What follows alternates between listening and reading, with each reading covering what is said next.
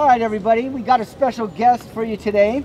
I thought we'd take a little time to do an interview with Marcel, my buddy here. Well, let me start over again. I'll come back to them. Mm-hmm. All right. Hey, everyone, welcome to the Martin Aprile Old School BMX Pro Freestyle YouTube channel. Yeah. So check this out. So we're over here where we usually chill out across from Starbucks over here on Main and Olive. And I'm here with my friend.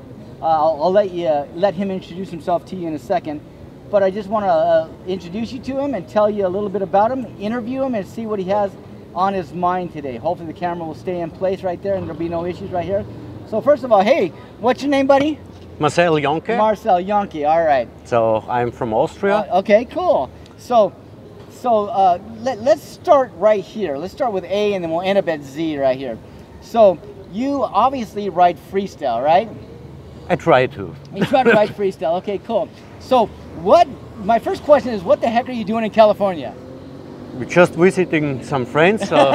Came right now a couple of times over here. Okay, cool. So enjoy the life and have a good time. So when was the first time you came to California? If I'm not mistaken, was around 2016. 2016, oh my gosh. So, okay, so let's play this in our minds. Right? You're in Austria, and somehow, some way, you decided you want to come to California. Why? Yeah, because it's the mecca of BMX riding. Okay. That's why. Okay, that's awesome. So, you obviously heard about BMX at some point, okay? Yep. So what was your first bike you ever rode? My first bike? Yeah, BMX bike. So let's say it was like an Austrian company, which was like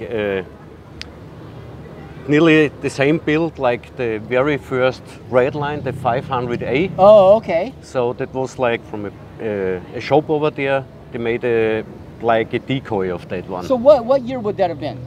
That was around like 84. 84, oh, that's a long time ago. Okay, cool. Yeah, so yeah, Redline was a big thing back in those days. Yeah, it was mainly a race bike. Yep. And if you weren't a racer, you jumped that bike. So Redline was a great bike back in the early days. Cool. So when was the first time that you actually saw someone doing tricks and you said, hey, that's what I want to do?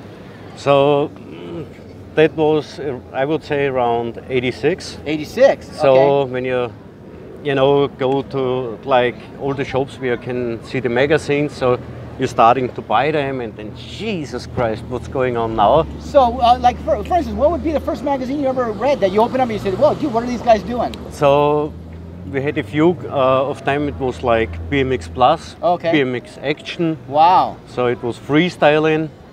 So we got all of those magazines back then. Yeah, I remember the first time we opened up magazines, and you're like, "This is the most awesome sport on the planet. BMX is rad," and so that's cool. So, like, who was one of the first riders that you saw doing tricks out there? Was it Bob Harrell? Was it RL? Who was it? It was mostly like yourself, Eddie Fiola. Okay. So all the very old guys, you know. Oh, okay. So basically that original crew. Yes. Back in the day, you had Bob Harrell, you had Mike Bob, R.L. Osborne, you had Bob Morales, Eddie Fiola, me, Woody, and the rest of the Mike Dominguez and Brian Pleiser and all that guys. You know? Yeah. So when you see these guys doing tricks and flying in the air and doing all this type of stuff, this is what you wanted to do. Definitely. That's crazy. And then eventually you ended up doing it. So back to California. You come back to California. Now, how do you hook up with people? You just like, what do you do? So first time when I ever entered a town in the States, it was like in '93. Okay.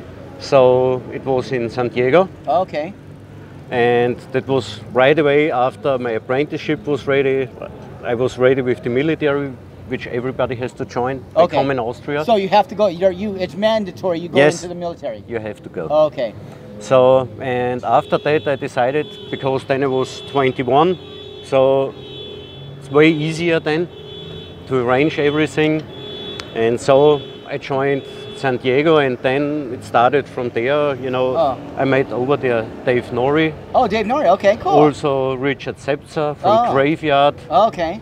And a very cool guy which was working at this time at Hamels. Oh, yeah. So it was Henry Davis.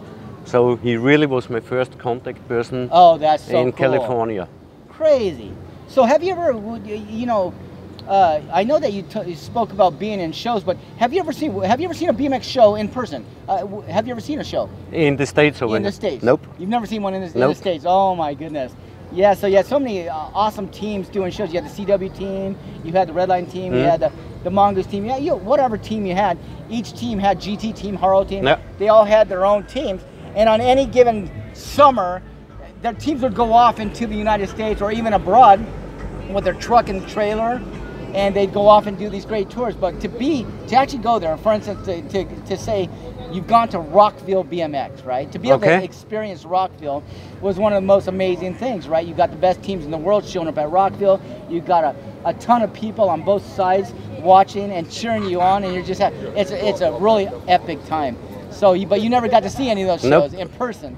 Nope. Oh my goodness. That's a little bit sad, but you know. Yeah. But okay, so let's go back to you, right? You actually rode for a team at one point. Yep. And a lot of people don't know this. Marcel also does flatland and old school flatland, but he also rode ramps and jumps. So let's talk about that. So you were a jumper for a time there, and so how'd you get into jumping? Yeah, it started all, you know, when we had our first BMX bikes. Okay. So how everybody does it. So it started like you have like a little dirt jump, then you start to collect some boxes, step it over each other, and then you try to go as high as possible. So, you know, that's how it started. Now you were telling me about you set this jump up in the town, and you guys attack this jump as hard as you can, and you actually showed me a picture of that, going as fast as you can. Now, you set that jump up and you told me, explain kind of how it was. You just went at that jump at high speed. So it was like, so I don't know how much it was in feet, so the quarter pipe at that time was around 2.4 meters high. Okay. So, and to gain that speed, I really bunny hopped into that quarter pipe. It was really like wham! Pump into it. And then pedaling till I was hitting the farm box, and then it shoots me out like crazy. Oh man. And so on the platform, one of our teammates was sitting on the bike. Yeah. Maybe he was a little bit afraid of it. Thought you were gonna He was like this, and I was way above him. Okay. So when it came to the landing, so the front wheel didn't hit the landing ramp anymore, so it was straight on the asphalt. But let's say like from... So you had the landing coming down like this, your front wheel didn't hit the downhill, it hit the ground. Yeah, it hit the ground. It was just the section from the bottom bracket, and the rear wheel was just on the landing ramp. Oh, okay, cool. So it nearly shoots me off the bike. So let's jump forward for a second. So now you come to Huntington Beach quite often now. You're part of the HB Tuesday family. We'll get to that in a second. But you come to Huntington Beach. Why Huntington Beach? Yeah, because it's awesome here. Yeah. People are super friendly. Yeah. Everything is relaxed. It's, you know. Yeah. That's where you always wanted to be. We call it your second home, but you came to Huntington Beach. Out of all the places, you could have went to Seal Beach, you could have gone to Manhattan Beach, you could have done this, but you made Huntington Beach your second home, and we really think that's really, really cool. So, like on any given day, like during this whole last couple of weeks, me and Marcel, we get up, we get out, we ride bikes, go to the parking lot, we jam, we have a coffee, go to 7-Eleven, hang out on this corner right here, and say hi to the people, wave to people, whatever. And people come up to us from all around Huntington Beach to chit chat with us right here. So it's really the cool thing I like about Huntington Beach. It's bicycle friendly, it's skateboard friendly. You can ride your bikes on the street. Yeah, I mean, you can literally do a trick right in the middle of the street. Not that it's legal, but you can do a trick on the street. Nobody gives you any rift, which is kind of cool. And then heading right down there, we have the pier where we normally do HB Tuesday. So what do you think about Huntington HB Tuesday? A little thing that me and Sean came up with, coming up like 10 years now, our anniversary. But we just started a little fun thing, and then you just came out and you just started participating in it. Yeah, but you know, it's cool so that you bring the younger kids also into BMX riding. Yeah. And so they can learn from the best in the world in real. Nice. So everybody is relaxed, and it's like just a big family. Yeah, it's cool. It's like on any given day you got myself, or you got Eddie Fiola, or you got Bill Allen, or you got Simon or Sean, or you got Chris, or you got the whole crew of people. But here's the most interesting thing about HB Tuesday is that you don't know who's going to come in from out of town, and they come here on their vacation, and they tell their wife, oh, we're going to take our vacation down here, but they time it just right to go to HB Tuesday, and they come and hang out with us. Yep. So we hang out, we ride, we offer our bikes, or sometimes we go dinner or whatever the deal is. But it turned out to be a really great thing. So I think Huntington Beach has really embraced you, Marcel, as much as you've embraced Huntington Beach. So it's really cool.